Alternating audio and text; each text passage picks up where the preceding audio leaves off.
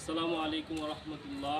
একজন সচেতন গাড়ি চালক হিসেবে কিছু করণীয় কাজ হচ্ছে, গাড়ি যখন স্টার্ট দিব তখন গাড়ির চারপাশ এবং গাড়ির ভিতরে কোনো প্রাণী আছে কিনা সেটা খেয়াল রাখবো।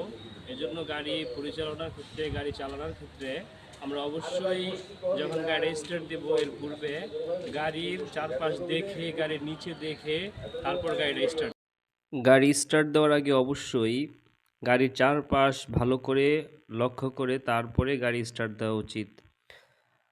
গাড়ির চারপাশ দেখার দ্বারা কি হবে, গাড়ির নিচে যদি কোনো পশু পাখি বা কোনো কুকুর, এমনকি অনেক সময় বড় গাড়ির নিচে মানুষও ঘুমিয়ে থাকে। এই জন্য গাড়ির নিচে কিছু আছে কিনা সেটা লক্ষ্য করা। এই যে আমরা গাড়ির চারপাশ দেখতেছি যে একটি কুকুর গাড়ির নিচে শুয়ে আছে। আমাকে দেখে কুকুরটা সজাগ হয়ে গেছে। তো এখন যদি গাড়ির ড্রাইভার চারপাশ না দেখে, নিচের অংশ না দেখে গাড়িটি স্টার্ট করে, তাহলে এই কুকুরটি মারা যাবে। কখনো কোনো দক্ষ ড্রাইভার চাবে না যে তার দ্বারা কোনো প্রাণীর ক্ষতি হোক।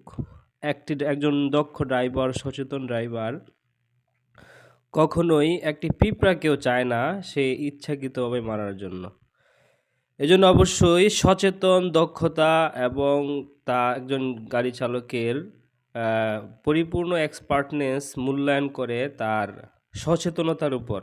এজন্য অবশ্যই গাড়ি যখন আমি স্টার্ট দেব এর আগে গাড়ির চারপাশ ভালো করে লক্ষ্য করে গাড়ির চারপাশ তো দেখবই, প্লাস গাড়ির নিচে অথবা চাকার নিচে কোনো পশু পাখি অথবা কোনো মানুষ আছে কিনা সেটা লক্ষ্য করে তারপর আমি গাড়ি চালাবো। এর দ্বারা আমার সচেতনতা যেমন বৃদ্ধি পাবে, অনেক অ্যাক্সিডেন্ট থেকেও আমি রক্ষা পাবো এবং আমার দ্বারা কোনো পশু পাখি আহত বা নিহত হবে না।